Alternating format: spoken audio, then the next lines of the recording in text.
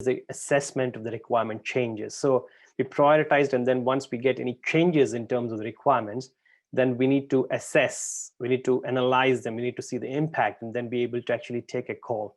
Again, this is perhaps in line with, again, after that you take a prioritization decision, or you say that, well, this change is acceptable, not acceptable. All of that gets done in the assessment of requirements.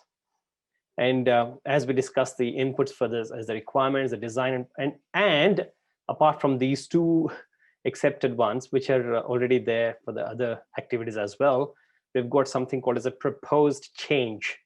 So this change is basically, you've already done something and then it was asked to change. So basically it's not new requirement, but this is a change to the existing requirement. And this change could come from anybody. It could come from the customers, it could come from the users, it could come from the team, it could come from the testers, from the senior management, from the sponsors. Anybody can propose a change, right? It's about how we would react and how we would take that change on board, then be able to assess the changes. That's what is this activity about.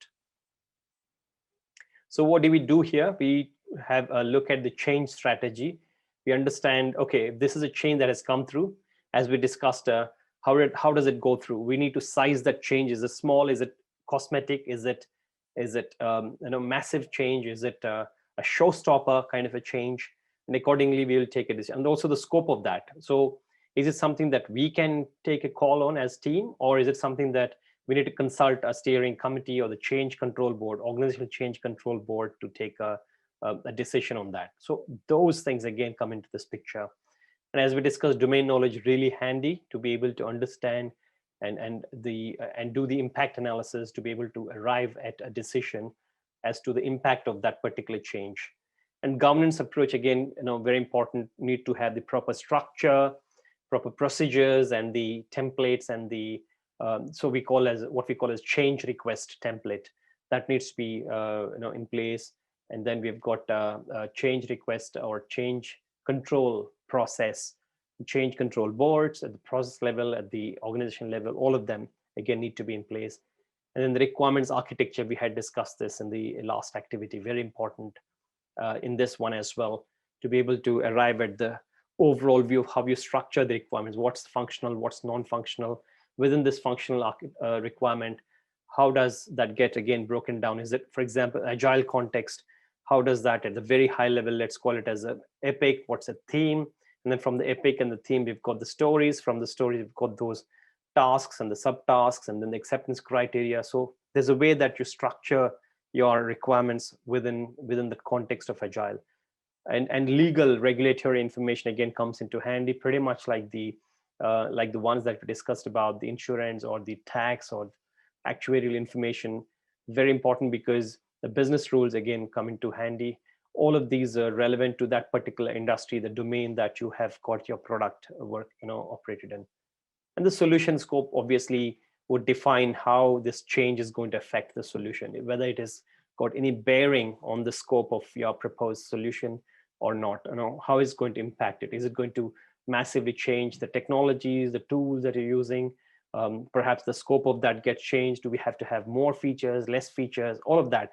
Again, so what you're trying to compare with is basically take this proposed change that came in from outside or from your own team, and then compare and contrast and see the impact of that, potential impact of that on the solution, on the scope of the solution, on all these other things, on the team, the structure, the overall aspect.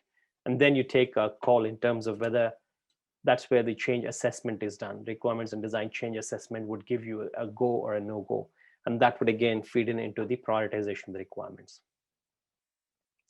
So what do you need to do here in terms of evaluation of the requirements? So when you talk about assessment, it's basically evaluation. It's about comparison. It's about understanding, analysis of that particular change. And then you would need to compare it against the requirements. It could be compared against design, the architecture, and even potentially the solution as well, the proposed solution. What is its impact going to be on the proposed solution itself, the product that we're going to structure, the design? Is it going to significantly impact it, that we need to consider and say, hey, hold on, I think we need to just have a pause on what we're doing now.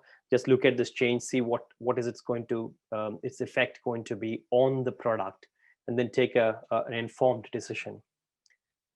So what are the factors that you need to address when you look at assessment of the change? So you need to look at the overall strategy. That's what we were talking about: the vision, the mission, the objectives, the tactical objectives, the overall vision of this particular the project or the product or process, and how does that fit in there? So that's important. The potential impact on the solution overall, that's, again, we discussed this. The business value to business or stakeholders. So what is the business value? So if we change this particular thing, is it going to massively affect what we're trying to deliver as value to our stakeholders, to customers and users?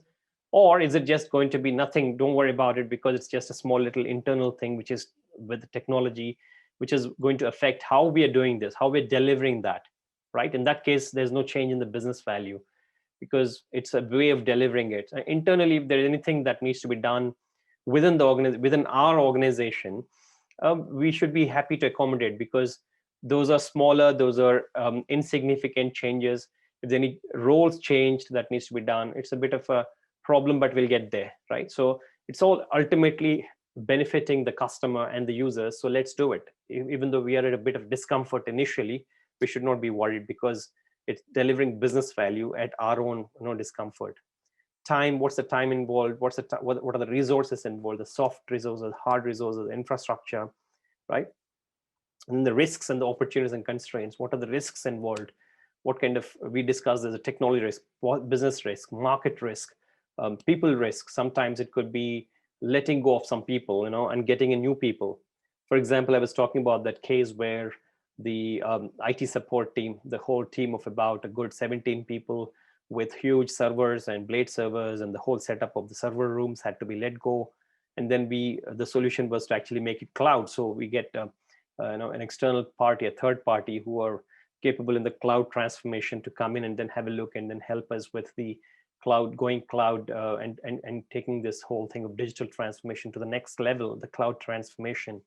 So that brings both opportunities in terms of lower footage of the technology, and low maintenance of these the technology from within the organization. There are no server rooms, there's no separate team to maintain it and all that. But also the risk is basically you are actually sending out your own team who's been there with you for the last 100 years or so. The whole team, that concept of the IT team, has been there for about a good 40 years within this 140-year-old organization. So you're letting go of them, and then that's a big risk. It's a people risk. And then the other aspect of it is basically how you're going to manage it. If you've got everything up in the cloud, what's the support? What's the level of support that you've got? You don't have people to just call, within the organization, they'll come running to you and address your problem. But if it's cloud, then how does it get addressed? Who are the support people? What levels of support? What is the first line of support? What is the next line of support? What's the third line of support? Do we have email support? Do we have phone support? What are the SLAs? What are the service level agreements that you have with the cloud partners? All of these